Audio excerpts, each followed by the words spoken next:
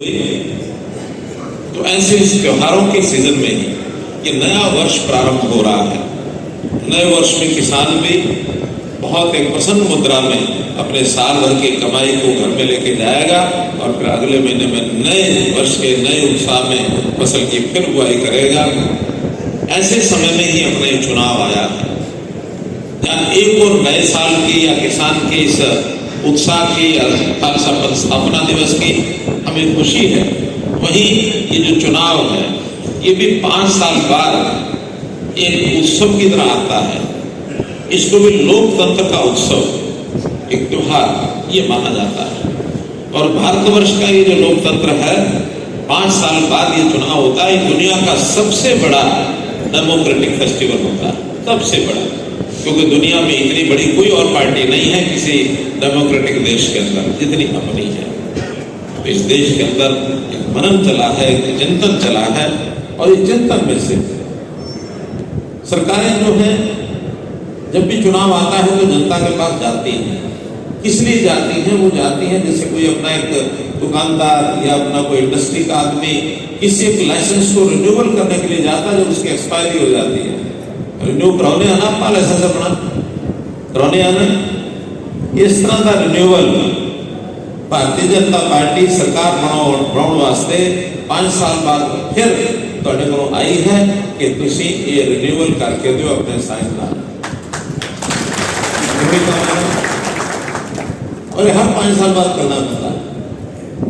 ये बात भी ठीक है कि सेंटर में, केंद्र में सरकार बनाने के लिए 272 साइन चाहिए, यानी लोकसभा के सदस्यों के। 272 लोगों को चुनने के बाद रिन्यूअल तो हो जाता है, लेकिन ये रिन्यूअल तो लगातार 2 बार सब कर ही रहे हैं। इस बार नरेंद्र मोदी जी के नेतृत्व में जितना काम हुआ है, देश और दुनिया में जो भारत का नाम पहुंचा है, देश की जनता खुश भी है, प्रसन्न भी है।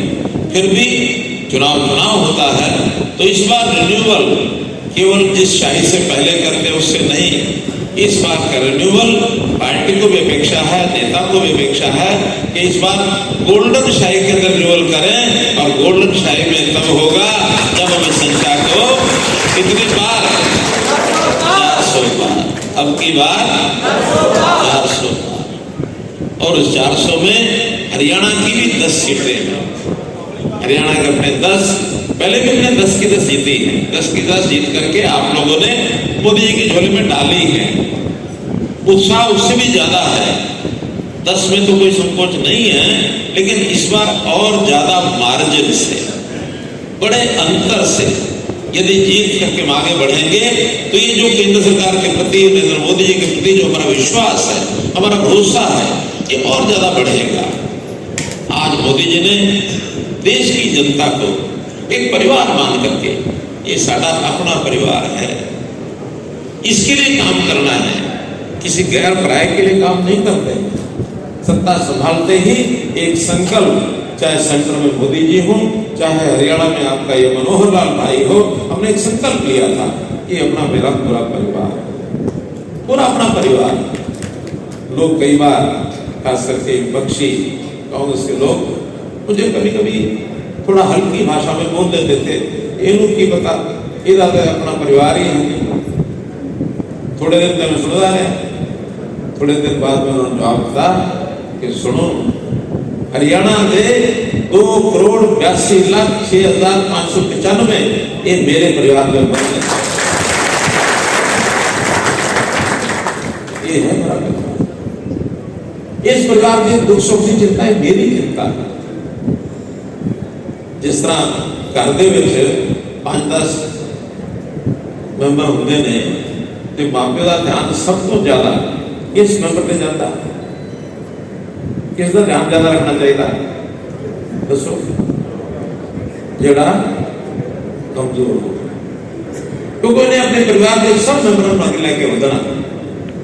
इसी तरह हम प्रदेश में भी 2,82,00,000 लोग जो मैंने गिनाए, इसमें जो थोड़ा कमजोर है, हीने हैं, किसी चीज की उनको जरूरत ज्यादा है, सबसे पहले अधिकार उनका है, और उसको हम कहते हैं गरीब।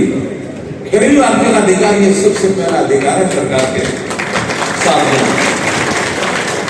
क्योंकि साधन तो हमारे सबके हैं, हर कोई हिस्सेदार है उस साधन में, लेकिन उसमें भी जो गरीब है उस परिवार को सिर पर छत मिलनी चाहिए।